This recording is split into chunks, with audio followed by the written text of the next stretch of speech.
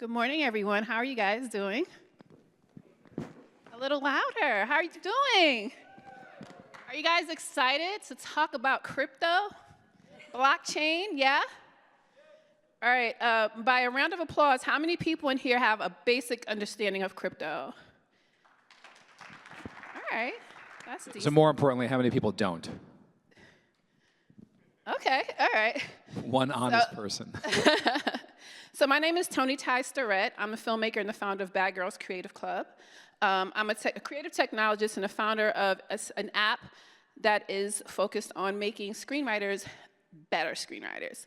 I also lecture at Columbia University's Graduate Film School, Parsons School of Design, and School of Visual Arts, teaching about emerging technology.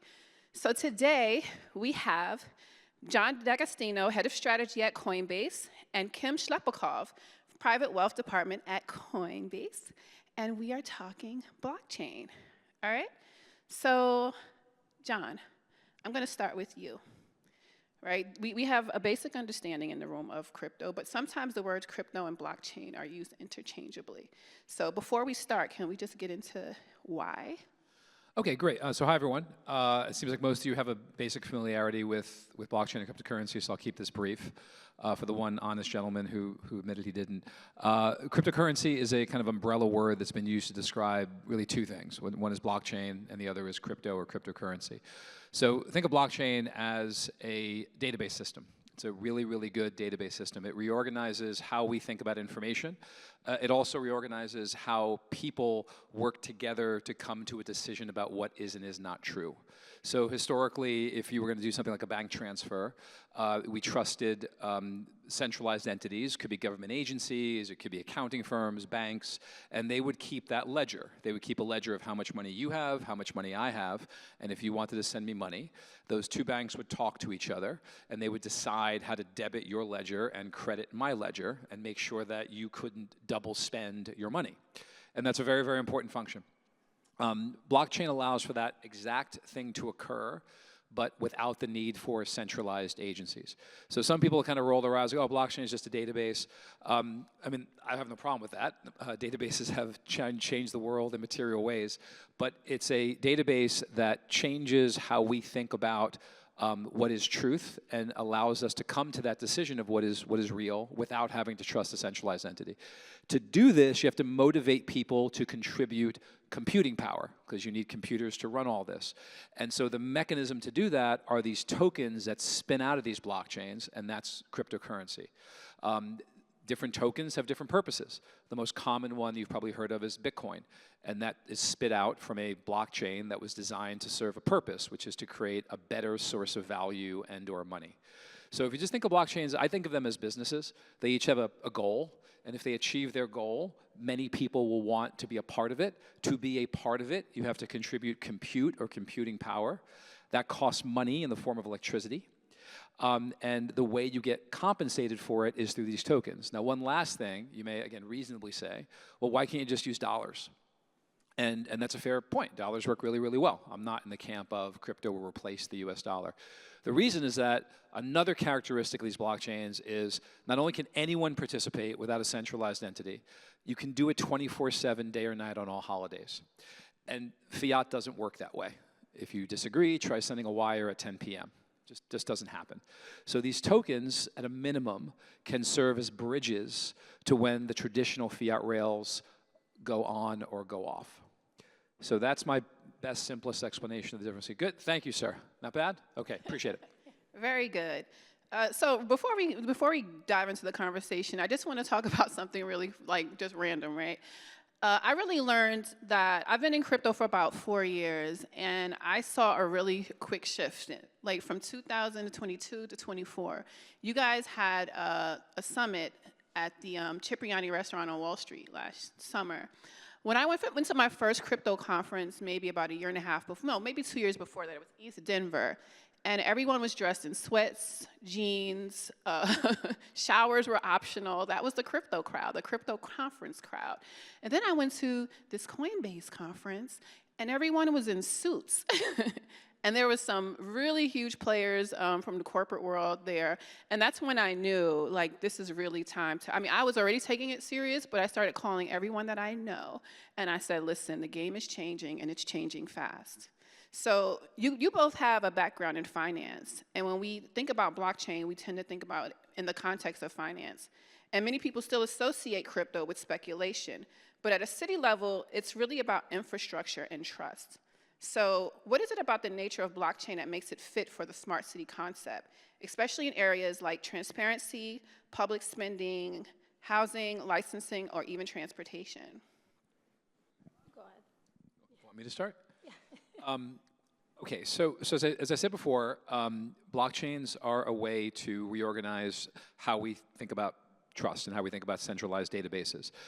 So that can be extremely useful. Now, there's certain characteristics of blockchains. One is that they're very transparent.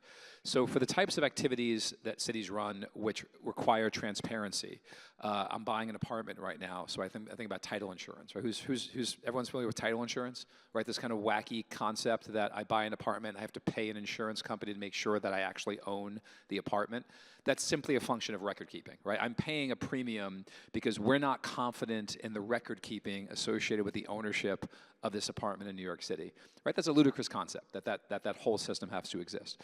So for systems, for government systems that are by their nature public, blockchains work incredibly, incredibly well. I think it's a bit harder for systems that maintain, that privacy needs to be maintained. You can run private blockchains that you have to permission people in and out of. Those are a little bit less innovative, to be perfectly honest. They really are just kind of like better, faster databases.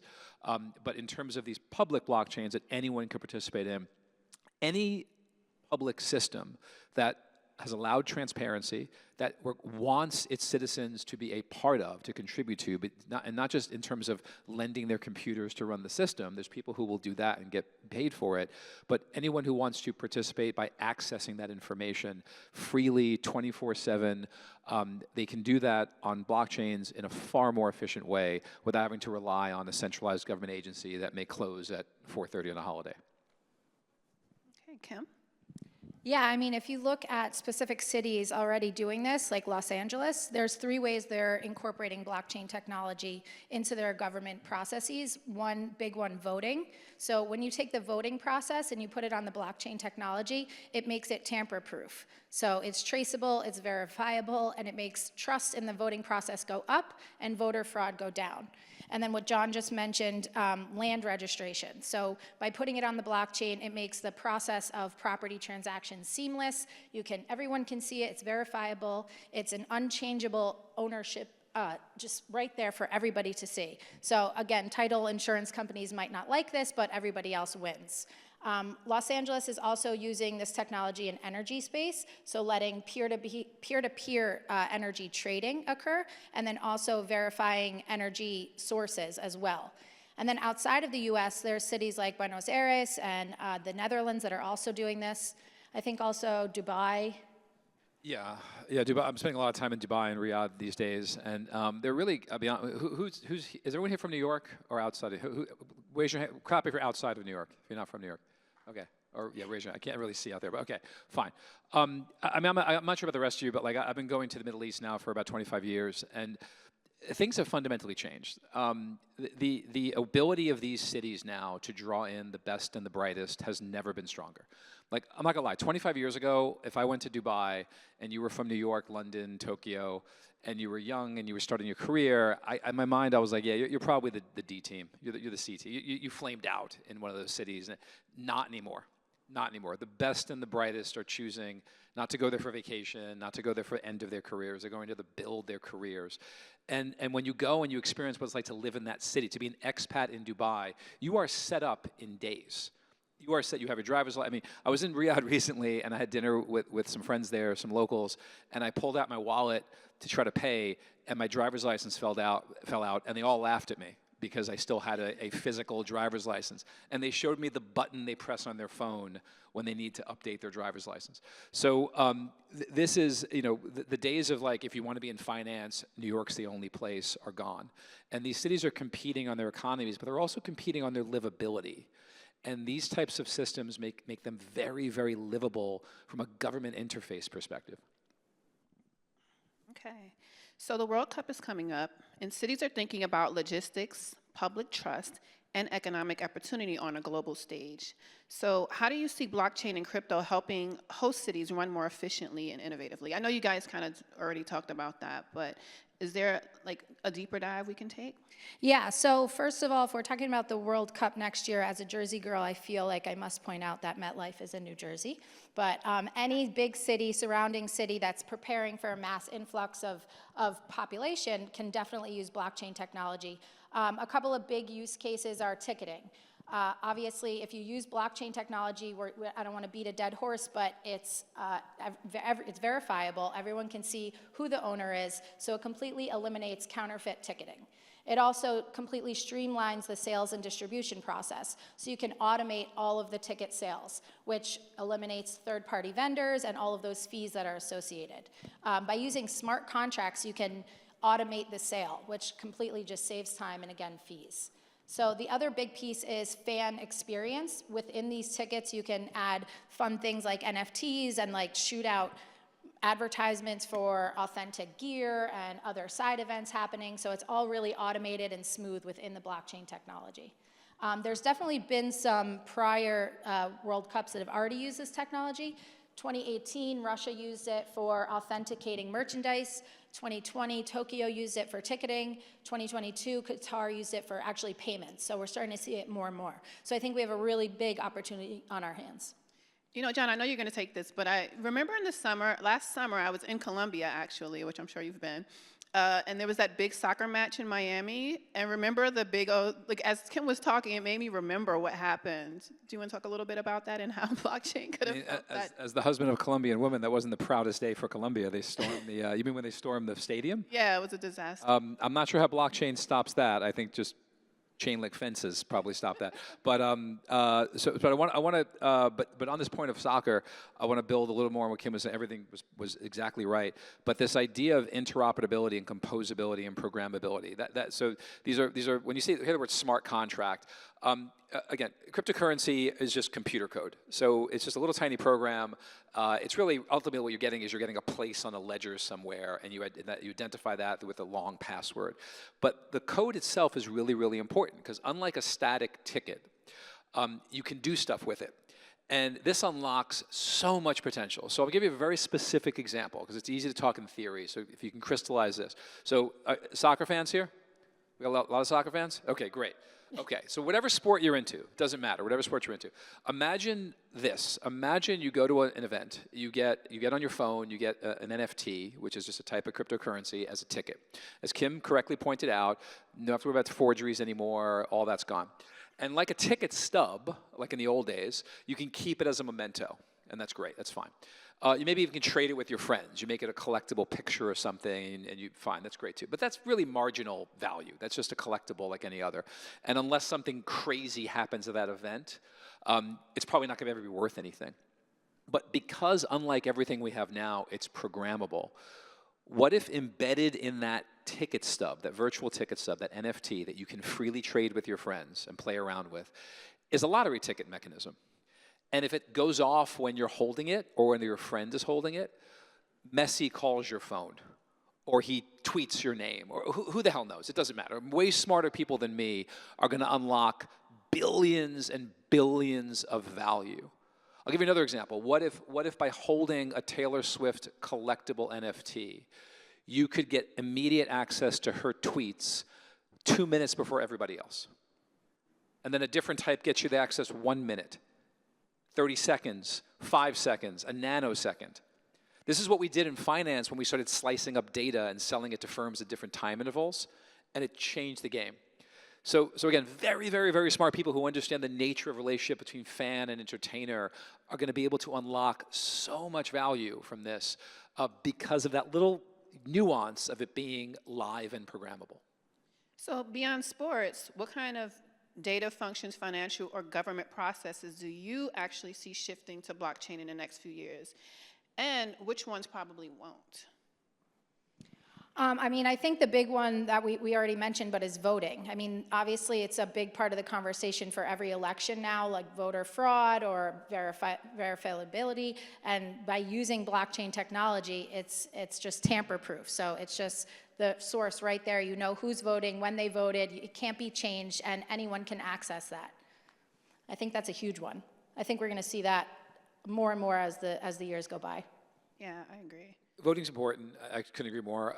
I do think entertainment's going to lead the way, though, because it's, a lot of these other systems, whether it's finance, voting, there's political issues involved. It's not just about the best tech, right? The best tech doesn't always win. It just takes time, right? If you think about why we don't have, think about self-driving cars, right? The technology is there for self-driving cars. It's all the other stuff. It's the roads, it's the systems, it's the legal process of who you sue, like all that. That's the stuff that delays the innovation, not the technology per se. So I think we're going to see a lot of innovation in blockchain in the types of things I talk about, ticketing, the arts. We're doing some really amazing stuff around nonprofit, kind of changing how nonprofits raise money. I have a little dream that pretty soon. So St. Jude Children's Research Hospital. Who's familiar with St. Jude? So it's an amazing organization. Cure kids with cancer. Every kid, God forbid, your child gets cancer like that. Everything's completely free. They raise $1.5 billion every year from scratch. Part of what they do is when the kid, God forbid, the kid gets sick, they do art therapy, and then they sell that art at Sotheby's and Christie's. They do it. The kid does it in partnership with like a world famous artist or celebrity.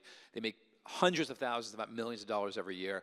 We're going to put all of that onto NFTs on Coinbase's native token base, and the goal is that we have superstars like Taylor Swift, showing these at her concerts and getting everyone excited.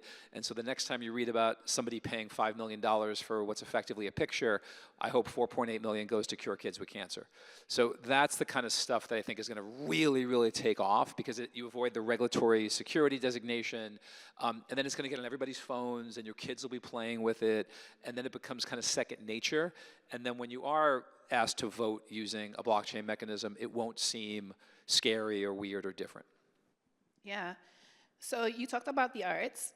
I'm a filmmaker, and I'm building tech tools utilizing AI and blockchain for creatives. And there's so much potential for the arts. One thing, I get in a lot of trouble for this, but I'm always thinking, especially when there was the strike, the writer's strike and the SAG actor strike, I was just like, you guys can start your own union and do your own thing and use blockchain to tokenize everything.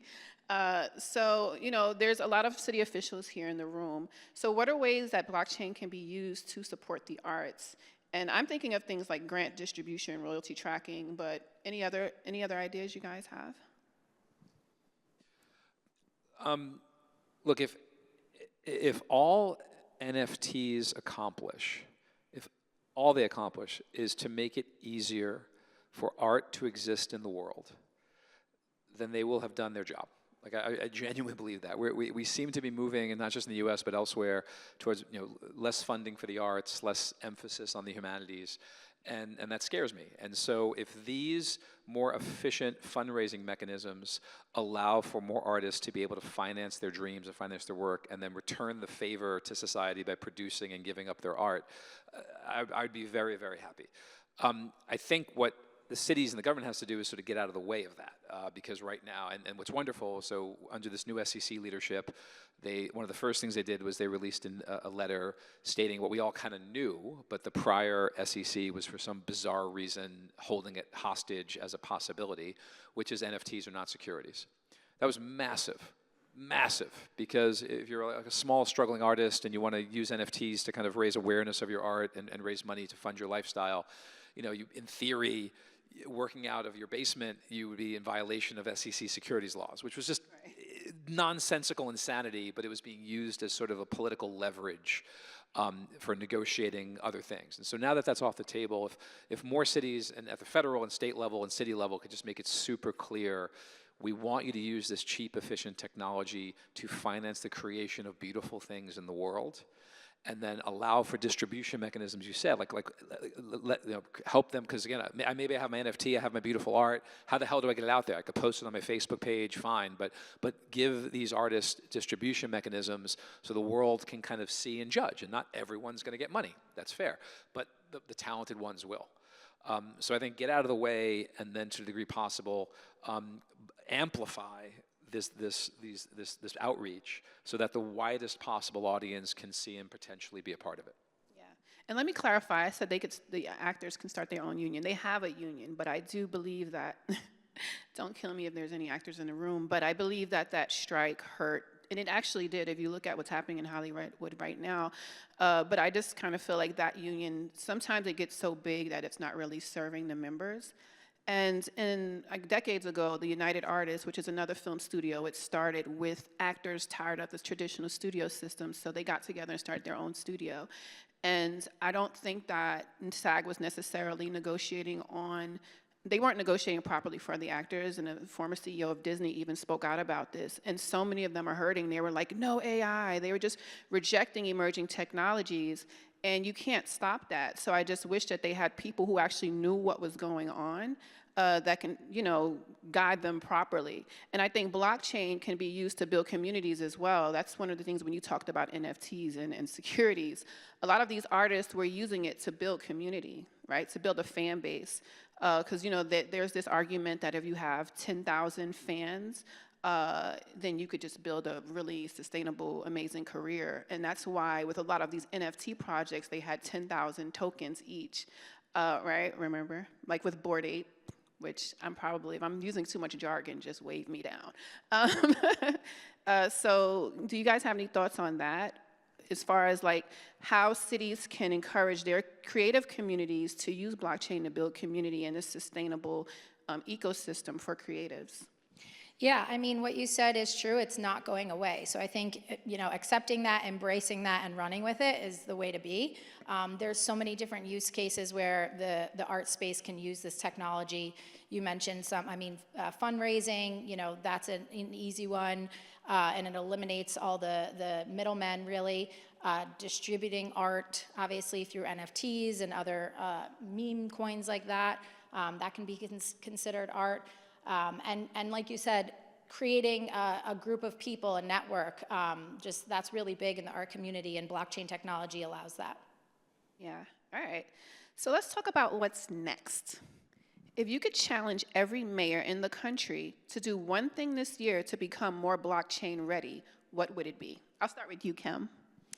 Sure. Well, this isn't really city-specific, but more for states. I think a really big way would be adding Bitcoin to Treasury. Would really force everybody into learning the technology, and there would be, a slew of other benefits: hedging against inflation, attracting investors. It also would just be asset diversification, and also what's cool and new is, transparency with all of the people in your region. Obviously, things are public record, but can we really see everything? It's not so easy. Blockchain makes that easy. So I think by, adding Bitcoin to a treasury really would force you to learn the technology, embrace it, understand how it works, but then also have the financial, win on the other side of it as well. It's a great idea. Thank you. And people are doing it already, so we know that. That's a really good idea. So in addition to that idea, I think that it would be, and I believe, by the way, this is also for artificial intelligence, it would really be striking to me if political leaders did not have technically sophisticated individuals in their staff. They're not going to, the leaders themselves don't have time. And everyone, what I don't like about some of the folks in crypto and AI and other kind of high-tech areas is they get very dismissive of politicians. Oh, they don't understand, they're stupid, this and that. They're not stupid. I speak to lots of politicians, lots of senators and congresspeople. It's impossible for them to be experts in every field. And it's unfair for us to expect that of them. But I think you do have to acknowledge these areas that require some degree of technical sophistication, but also it can't be just purely academic. So I'm a research fellow at MIT in their largest AI lab, and the people there are way smarter than me, and I took that position to learn from them. But they're incredibly distanced from the practical use cases of this technology. So that's not the right person. The zealot who's just bulldoze everything, burn all the systems down, and replace it with AI and blockchain. That's not the right person. But there is sort of a happy medium. And they need to get those people in and close them in their orbit. And those people need to be balanced, thoughtful, understand the tech, understand some real practical use cases for it. And they need to be the types of people who want to present accurate data. Because as Toni mentioned, this is quietly way more popular than people realize. So one data point that kind of shocks everyone is roughly 52 million Americans have purchased a share of stock. I don't mean like through their pension fund. More Americans own a share of stock indirectly, but roughly 52 million Americans out of what, 420, I forget what our census is now, but roughly 52 million Americans have just gone on E-Trade and decided to purchase a share of stock. Roughly 52 million Americans have purchased crypto. So that's shocking. And crypto in its modern form has existed for about 7 years. So it is way more, and then if you skew by demographic, if you go like early millennial and younger, it's a much higher ratio that have purchased crypto to stock. So politicians need to understand this is A, not going away, B, it's growing, and C, that younger demographic of, to be cynical, voter really, really cares about using this tech in their everyday life. Okay. So what excites you guys the most about the intersection of blockchain, culture, and cities? And what do you see that's coming that people aren't talking about yet? I think what excites me is just following up on what we were just talking about. It's not going anywhere. This technology is here to stay, so folks can either embrace it and jump in and learn from it and use it for their benefit, whether that be as a city official or just personal. And I think that we see that with the youth. I mean, my cousins in high school and college think I'm the coolest person because of my job, which is exciting. My 5-year-old daughter knows what Bitcoin is and says that like that's what she's collecting right now. I mean, this isn't gonna just poof go away and we're gonna go back to the old ways of things. So, I mean, that really excites me. I think that it's changing our culture in ways of the art that we talked about and just like the community aspect and being able to share things throughout like-minded people. So, I mean, I think that that's really exciting. I think we can't deny that the youth are really into this, and if we want to attract young, bright people to our cities, to our companies, to our areas, that it would be a smart move to embrace it.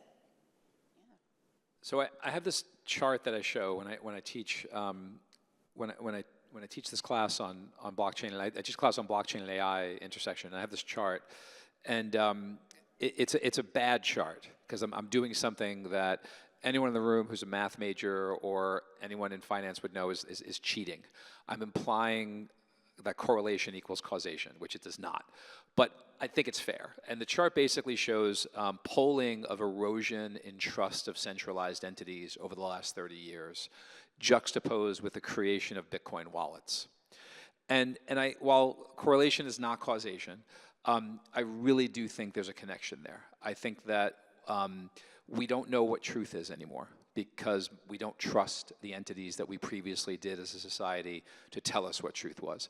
And we're having arguments with family members over very, very basic facts. And what we're really arguing about is sources at the end of the day, right? Because none of us are doing the direct research. None of us are doing the biotech research on vaccines. None of us are doing, none of us are, maybe some of you are, but most of us are not in the lab or in the sky or in space doing the actual, we're all getting secondary sources of information. So we're fighting really that my source is better than your source. And that's because we no longer, as a society, trust the same source. The supermajority of us don't trust the same source anymore. So 50% of us are looking at X, 50% of us are looking at Y. X and Y are saying juxtaposed things, and we're at each other's throats over Thanksgiving. So I do think that open, transparent systems, they're not a perfect solution because you can not believe anything. But I think they're a better way to win back some of that consensus for at least some stuff as to what is actually true. No one in the Bitcoin network disputes where a transaction occurred. My buddies in the FBI would love it if every criminal used Bitcoin. They would absolutely love it because it's infinitely more trackable than cash, diamonds, or other bearer mechanisms. So I think moving to these more transparent systems hopefully will help us alleviate some of this source of information problem so we can have peaceful Thanksgiving dinners. You know, something just popped in my head. You spoke at NYU a couple months ago, and I popped over there. And I'd asked the question from the audience about, because a lot of people, I've even today, with the title of this talk, Coinbase, Blockchain to Advance Trust, Culture, and Efficiency in Cities. And a lot of times people hear the term trustless being thrown about when we talk about crypto and blockchain, and you kind of just hinted on that, and that was the question I asked you at NYU. So can you just talk about just a little bit about why it's trustless? Like go a little bit more in detail on that. Want me to do that? No, you answered at NYU. I want to hear the. Exactly. Okay, so going back to kind of the premise of what it is. So actually, I think trustless is a misnomer. It's trustless of a centralized entity. So let's go back to the original example. So you want to send me money. Think of all the entities that are involved in that. You have to put in, maybe you go through a website, so you have to put in, there's an order being made. Maybe there's a third-party intermediary that's batching those orders.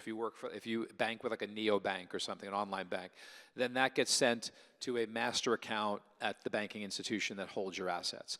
They have to check their ledger and make sure, does John have this money to send? Then they have to figure, okay, is he going to send it to a reputable bank? A real bank, first of all, and then we have to go check it against all the AML rules to make sure that that bank's not on any OFAC list or anything else. Then we have to communicate with that bank first to say, are you prepared to receive this money? Is that account valid? Can it receive money? Send it, make sure the debit occurs on my side, communicate that with me. That bank, my bank has to get the message from the other bank that the money was received. So all of those pieces require trust in a myriad of entities. So when we say blockchain's trustless, what we're saying is we don't need to rely on any centralized entity. So what literally happens in the case of Bitcoin, which is a proof of work model, not to get too wonky. What is proof of work? So there's a bunch of, so remember, we have to make sure that these blockchains are secure, and we have to make sure that you can't double spend. And so there are different ways to do that. And there's not really time to kind of go into the detail. I don't want to confuse people. But the way Bitcoin does it is what's called a proof of work model. And basically, it kind of replicates the difficulty of extracting gold from the earth, right? The more you dig, the more you find. Once you find it all on the surface level, you have to dig harder. The reason gold keeps going up in value over time is it's getting increasingly harder for us to find it because we've scraped all the easy stuff off the top of the surface. Now we have to spend more to dig. So mathematically, the proof of work model kind of replicates that. It says, okay, we're going to start creating these Bitcoins, and you're going to do that because we need people to act as the banks in that transaction, right? A computer needs to verify that my wallet holds the Bitcoin and your wallet can receive it. And so instead of having one entity do that or one person do that, we're going to let anyone do it, anyone who wants to. But because it can't be everyone doing it at the same time, we got to choose a person to do each batch of transactions, the work around that. And the mechanism that this person who created, or people that created Bitcoin chose is this proof of work mechanism. And basically it says, we're going to use your computer to solve a really hard math problem. And there's no easy way to solve it. You just have to random guess it. That's it. And it's a mathematical function. How fast is your computer? How many guesses per second can it do? And how much power do you buy to put into it? And we know the relationship. So if you're willing to buy power and guess at numbers, eventually one of you will win, and you get to process that transaction, and then you get a reward for that. But just like it gets harder to scrape gold from the earth, the mathematical equation gets harder and harder and harder, and so you have to use more compute, which means you have to buy more electricity. And so the cost of mining, this process is called mining, the cost of mining Bitcoin, like the cost of mining gold, gets increasingly harder, and therefore the value should, in theory, follow. And so anyone can do it. You can do it, I can do it. People buy specialized chips and buy lots and go to cheap power locations because they want to increase their probability of guessing that math problem first. But it's completely open architecture. Anyone can do it in their basement if they want to. That's what we mean by trustless. It's not relying on a centralized entity. It's relying on a group of participants that is completely open to participation. Awesome. Hope that was clear. Was that somewhat That was clear? very great. That was thorough. I wasn't prepared for that question, so I had to You're pull really- from different lectures. I think that was clear. I mean, you all told me that you were mostly familiar with the technology, so I went a little bit higher level. Okay. Yeah. Was there anything anyone didn't understand? Don't be shy. You good? Okay. Is that good? He gave us the thumbs up. This is really important to me because we do a bad job of communicating with smart people who just don't have the time to learn. And we think that everyone has to learn about this because we're so special, but that's just reality. Is most people don't have time to learn about everything. So was that a reasonably clear? I really appreciate that. Thank you. Awesome. Go ahead, ma'am.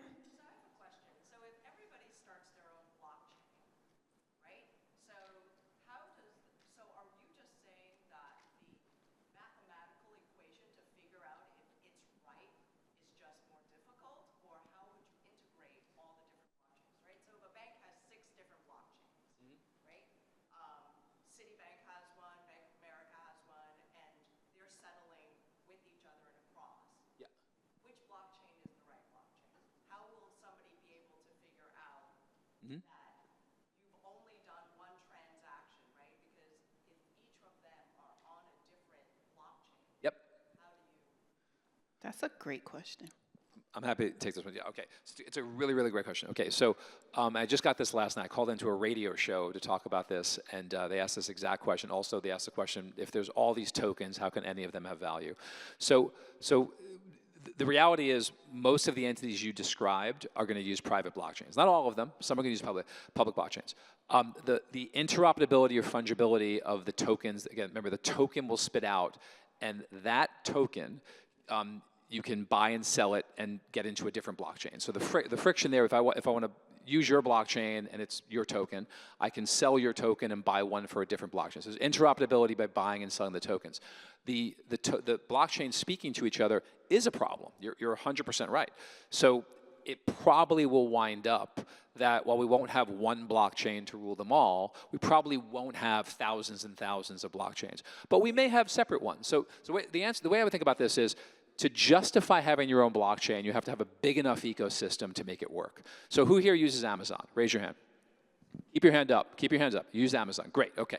If tomorrow, keep your hands up if you don't mind. If tomorrow Jeff Bezos said, hey, you know what? You can use Amazon, but you can't use dollars. You have to use Amazon dollars.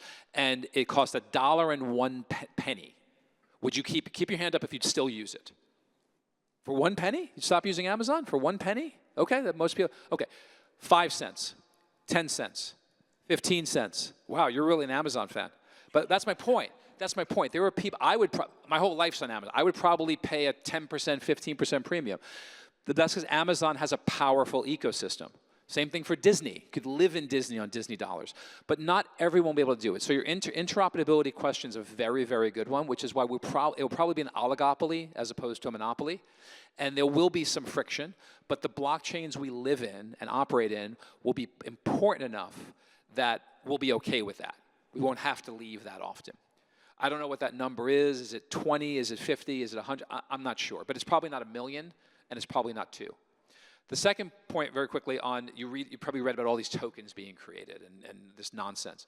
And yeah, so it's sort of a feature, not a bug, unfortunately. Like as I mentioned, the cool thing about blockchains is anyone can participate.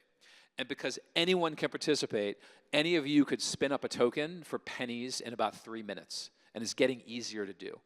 So because of that, you have a lot of crap. You just do. I mean, it's like YouTube, right? Most of the stuff on YouTube is awful. But and that's what happens when you open it up and make it cheap and easy for everyone to create. A lot of just bad stuff gets produced. Think about websites. Remember when you had to be like a magical genius to create a website? Yeah. Does everyone remember that? Now my 10-year-old can do it for about $5, herself. You can do it on Canva now. Right. It's right. So there's a lot of crappy websites too. So if you think about these tokens as sort of people experimenting, you'll understand why there's going to be a lot of crap. But embedded in that is going to be the next PayPal, the next Google, the next important innovation. Okay. So I would just add real quick, just to make sure it's clear, different blockchains have different utility. So like Bitcoin is used for currency, it's compared to gold, but Ethereum is more for technology and other coders to build on and build art and communities. And art, yeah. So not to get too in the weeds, but there's layer 1, layer 2, layer 3. So there's just, you may not go A to B because they might be doing different things. So just want to make sure that part's clear. That's a great point. Okay, we have a couple more minutes, so before we close out, John is going to kill me, but if you looked at his bio, you'll see that he's been the subject of, was it 1 or 2 New York Times best-selling books? So, but you guys both, and I'm asking this, hold on, don't kill me, but you could say the name if you want to, but you don't have to. But you both come from traditional finance, so I want you to answer that.